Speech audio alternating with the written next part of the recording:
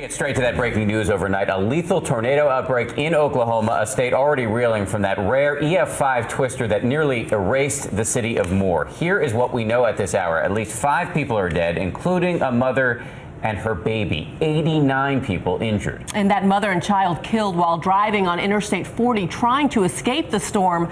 The barrage of tornadoes hit at the worst time during rush hour, and most of the deaths involved people trapped in their own cars, and in some cases their vehicles literally picked up like toys by the storm. Major roadways were shut down, and 80,000 customers are currently without power this morning. ABC News meteorologist Ginger Z has been tracking the storm straight through the night. She is in El Reno, Oklahoma. Ginger, good morning to you. Good morning, Dan. This is almost devastation deja vu, and an unfortunate situation as we saw all of the ingredients coming together again yesterday, and here it happened. Parts of this school from the inside out. It has happened again, and it happened in a very different way this time. We were chasing these storms from a safe place, and as I watched the radar, my stomach turned. Look at this map. The track of these tornadoes, a little odd, especially the one just south of El Reno, the one that did the damage here to this community college. It wobbled back and forth and then jutted to the northeast, tracked along I-40. The second, you can see there, right along I-40, crosses I-44. Tons and tons of cars on the road at that time. And the third, just south and east, way too close to Moore, Oklahoma. Now our threat, not yet over today, but look at how far it spread even yesterday. More than 240 severe weather reports from the UP of Michigan all the way down to Texas. Go south! Brett, if you don't go south, we're gonna die! Dramatic cries from storm chasers trying to outrun one of the Oklahoma tornadoes. Move! Get down! Duck down! Duck down! Vehicles floundering on the road beside them, and then huge pieces of debris fly into the car. That was one of 5 reported tornadoes that tore through central Oklahoma. You need to take your tornado precautions immediately. This morning, several dead and dozens injured after these raging tornadoes and flash floods jabbed at an already tender Oklahoma. Oh my God. As the tornadoes clawed toward downtown Oklahoma City, thousands were trapped, the highways in perilous gridlock. I'm telling you, there are thousands and thousands of vehicles. Every road is jammed. We were well ahead of the storm, but saw the chaos on the roads. We're on I-44 South. They've shut down the highway going north so that people can't get into Oklahoma City. This is a very serious situation. 2 tornadoes back to back heading downtown. Overnight, the relentless rain just poured salt on the wound. I'm walking out to my backyard where there is a large rapids. As all the rain fell, rescue crews searched for survivors, and we made our way to El Reno. We had to pull over. We were trying to get to El Reno where all the damage is, but hail so heavy and flooding rain still affecting hours after this tornado here west of Oklahoma City.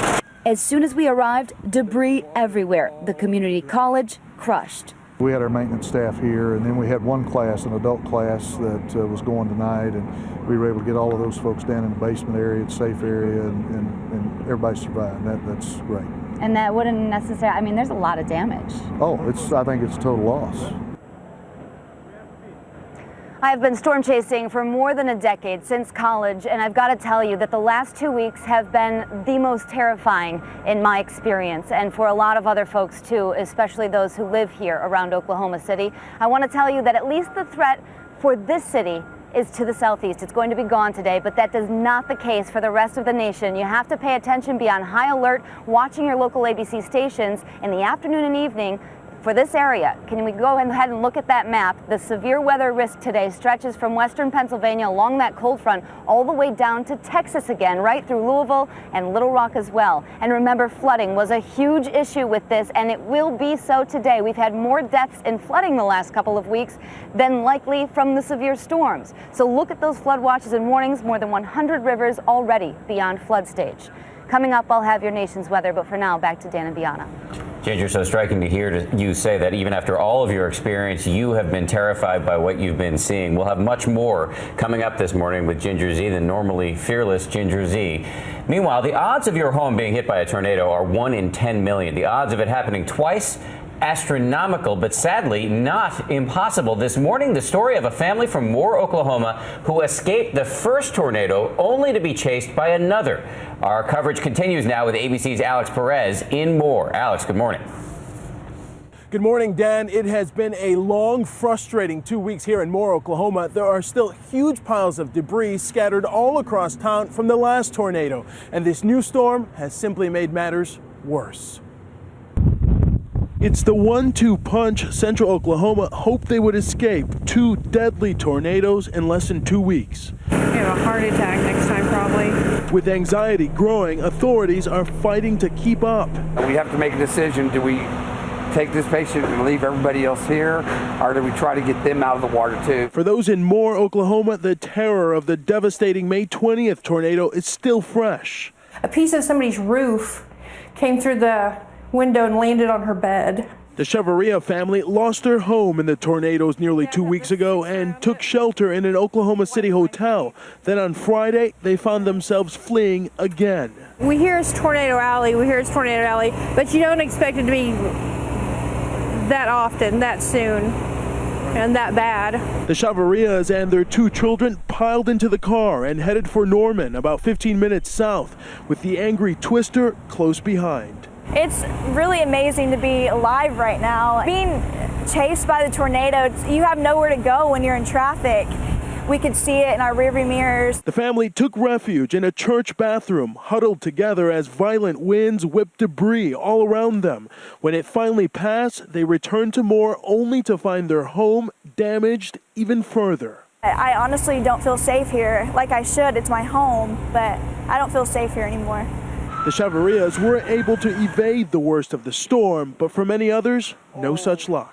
This many incidences, this so close together, it's got people, concerned. Rescue workers braved the flooded highways littered with stalled and abandoned cars to save the stranded.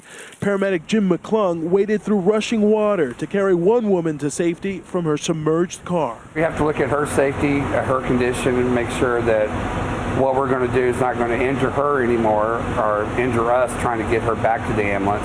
Officials tell ABC News nearly 300 callers flooded the 911 system in less than 6 hours. A harrowing night for those outrunning yet another brutal storm, and for the men and women who stayed behind to brave the relentless weather.